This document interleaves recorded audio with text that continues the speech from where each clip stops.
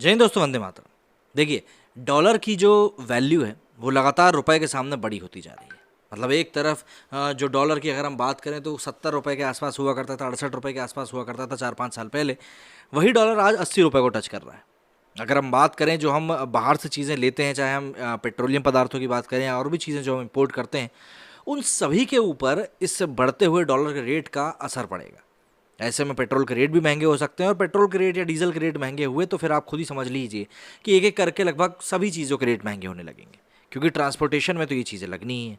तो ऐसे में हमारे देश में कई सारे ऐसे अभिनेता रहे हैं, डायरेक्टर रहे हैं, जिन्होंने कुछ समय पहले जब कांग्रेस की सरकार थी तब इसके ऊपर उंगली उठाई थी।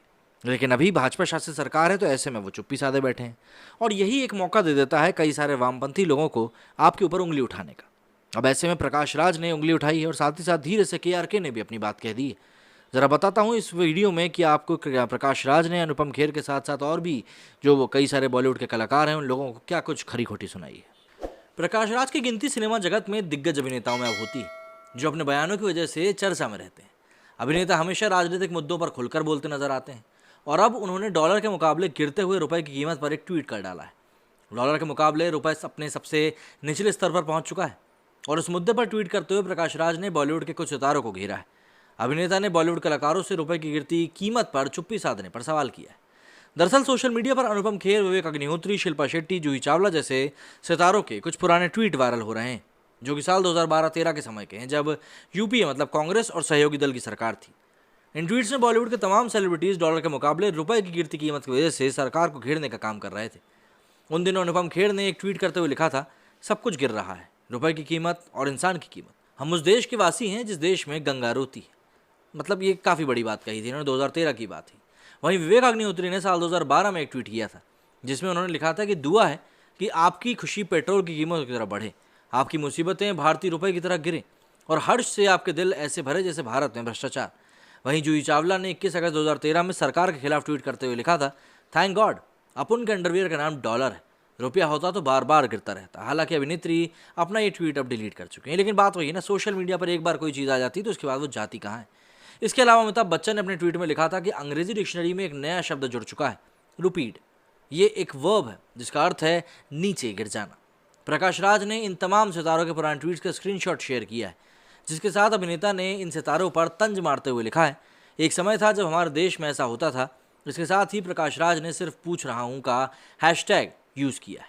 वहीं अब की बार इतिहास में पहली बार अमेरिकी मुद्रा के मुकाबले रुपया 80 रुपए के पार पहुंच गया। जी हाँ, अमेरिकी डॉलर के मुकाबले रुपया 7 पैसे गिरावट के साथ 80 रुपए 5 पैसे पर पहुंच गया। रुपए की गिरती कीमत को देखकर जहां विपक्ष केंद्र को लगातार आड़े हाथों ले रहा है, वहीं पर अब कमाल खान ने भी इस पर अपना बयान दे डाला है। खुद को फिल्म क्रिटिक कहने वाले केआरके ने सोशल मीडिया पर पोस्ट शेयर किया है, और इस मुद्दे पर चुप्पी साधने वाले बॉलीवुड अभिनेताओं पर तंज कसा है। केआरके ने अनुपम खेर, विवेक अग्निहोत्री, शिल्पा शेट्टी और जूही चावला के पुराने ट्वीट्स का स्क्रीनशॉट शेयर किया है, जिसमें ये सेलिब्रिटीज रुपए की कीमत को घटने पर पूर्व केंद्र सरकार यानी कांग्रेस सरकार को घेरते हुए नजर आ रहे थे। इन स्क्रीनशॉट्स को शेयर करते हुए केआरके ने कहा कि $1 की कीमत 80 रुपए से ज्यादा हो गई, क्या हुआ, अब मुंह में दही जम गया क्या। दरअसल अनुपम खेर, विवेक अग्निहोत्री, शिल्पा शेट्टी, जूही चावला जैसे सितारों ने यूपीए सरकार के समय पर काफी ट्वीट्स किए थे। वहीं अब जबकि मानसून सत्र के पहले दिन वित्त मंत्रालय ने लोकसभा में ये जानकारी दी थी कि 2014 से 2022 के बीच, यानी जब से केंद्र में मोदी सरकार आई है, तब से लेकर अब तक रुपए के डॉलर के मुकाबले 25% ज़्यादा कमजोर हुआ है। तब सेलेब्स ने चुप्पी साध रखी है, जिसकी वजह से केआरके ने इन पर तंज कसा है। और साथ ही साथ सीधी सी बात है, केआरके ने जब तंज कसा है तो प्रकाश राज कैसे पीछे रह सकते थे। अब देखिए, जो बात सामने है वो चीज़ सामने है, रुपया तो गिर रहा है। आप परसेंटेज में इधर उधर की बातें करके घुमा जरूर सकते हैं कि तब ज़्यादा गिरा था और अब कम गिर रहा है, लेकिन मुद्दा यही कि गिर तो रहा है, और गिरने से सीधा सीधा असर एक आम जनता के जेब के ऊपर पड़ेगा, किसी और के ऊपर नहीं, बल्कि आम जनता की जेब के ऊपर ही पड़ेगा। तो ऐसे में अगर सेलिब्रिटीज़ तब बोल रहे थे, अब बोलने में क्या समस्या है, ये सीधी सी बात है। और कहीं ना कहीं ये भी बताता है कि ओरिएंटेशन किसका किधर पर है। लेकिन ऐसा नहीं है कि यहाँ पर सब लोग प्रकाश राज को अच्छा ही अच्छा बोल रहे हैं। भाई कई लोग हैं जो कि यहाँ पर गणित की बातें भी लेकर पहुँच गए। सुशांत सिन्हा जी ने अपने वीडियो में काफ़ी तरीके से सारी चीज़ें समझाने की कोशिश ज़रूर करी है, लेकिन बात वही आ जाती है कि भाई आखिर में तो रुपया गिर ही रहा है। हाँ, हम लोग ग्रोथ रेट की बात कर सकते हैं, महंगाई दर की बात कर सकते हैं, काफ़ी सारी चीज़ों की बात कर सकते हैं। तो हम ज़रा अब कुछ ट्वीट्स की तरफ नज़र डाल लेते हैं कि लोग इसके ऊपर किस प्रकार की प्रतिक्रिया दे रहे हैं, जिससे कि ये बातें और भी हमें थोड़ी सी क्लियर हो पाएँ कि हाँ भैया दरअसल चीज़ें मुख्य तौर पर चल क्या रही हैं। सबसे पहले तो शिबिन करके एक हैं, ये लिखते हैं कि I think you forget to add story of bicycle man, he must be so tired by now riding bicycle. दरअसल अक्षय कुमार ने भी फरवरी 2012 में एक ट्वीट किया था। ये लिखते थे कि दोस्तों मुझे ऐसा लगता है कि अब हमें अपनी साइकिलों को साफ कर लेना चाहिए और रोड पर निकाल लेना चाहिए, क्योंकि सूत्रों के अनुसार पेट्रोल की प्राइस दोबारा बढ़ने वाली है। इसके ऊपर कैकरोट ने एक बहुत ही बढ़िया एनालिसिस करके डाला है कि रुपये की वैल्यू 2006 में 45 थी, 2014 में 62 थी, डिफरेंस था 17 रुपये का। परसेंटेज की बात करें तो ये करीब 37.37% का टोटल डिफरेंस है। वहीं रुपये की वैल्यू 2022 में 80 है, मतलब जो डिफरेंस है 2014 से लेकर अभी तक का वो है करीब 17 रुपये का। और अगर हम परसेंटेज में बात करें तो ये 28%, मतलब कि 10% का टोटल अंतर है कि जो यूपीए सरकार थी उसमें 37% बढ़ा था और जो एनडीए की सरकार है या यूँ कहें भाजपा की सरकार है उसमें 27% करीब बढ़ा, तो 10% का अंतर है। तो इनके में 10% कम रेट से बढ़ा है। लेकिन आप जरा ये सोचिए कि आप वैल्यू को जैसे जैसे बड़ी करते जाओगे परसेंटेज की जो रेंज होती है तो वैसे ही मतलब कम होती जाएगी ना। तो यहाँ पे 10% की क्या, चल ठीक है। दीपक गुप्ता ने इसके ऊपर लिखा है कि half knowledge is always dangerous, what was the growth rate during the same time. ये बात भी सही भी लिखी है भाई साहब ने। इसके आगे एक और ट्वीट की हम बात करते हैं तो यहाँ पर एक और शख्स ने एक एनालिसिस किया है जिसमें कि लिखा है कि जापानीज़ येन की अगर हम बात करें तो 2021 में वो 70 पैसे था, जो कि अब 58 पैसे हो चुका है। इसके अलावा एक यूरो की अगर उन्होंने बात करें तो 2021 में वो 87 था, अब 80 हो चुका है। पाउंड की बात करें तो 2021 में वो 101 था, अब 94 हो चुका है। फ्रेंच फ्रैंक की बात करें तो वो 2021 में 13.6 था और अब वो 12.2 है। मतलब बताने की इन्हें कोशिश करी कि चारों ही करेंसीज आज की डेट में 2021 के मुकाबले कम है। लेकिन देखिए मुद्दा ये आ जाता है कि डॉलर इतना महत्वपूर्ण क्यों है। डॉलर इतना महत्वपूर्ण इसलिए है क्योंकि देखिए वर्ल्ड का जितना भी ट्रेड होता है वो सब डॉलर में होता है।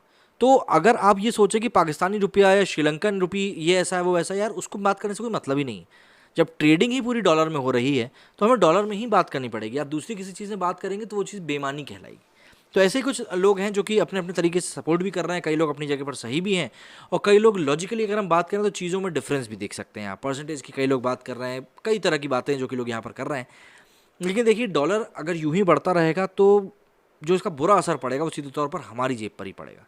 और देखिए सरकार से सवाल पूछने में कोई गलती नहीं है।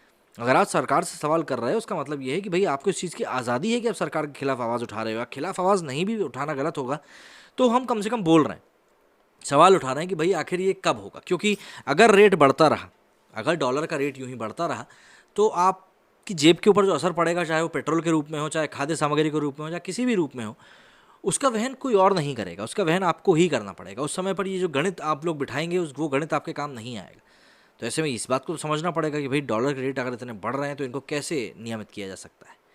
मेरे स्टूडियो में फिलहाल इतना ही। यदि आप लोगों को कुछ कहना तो कमेंट सेक्शन आपके लिए खुला हुआ है। जय हिंद, जय भारत।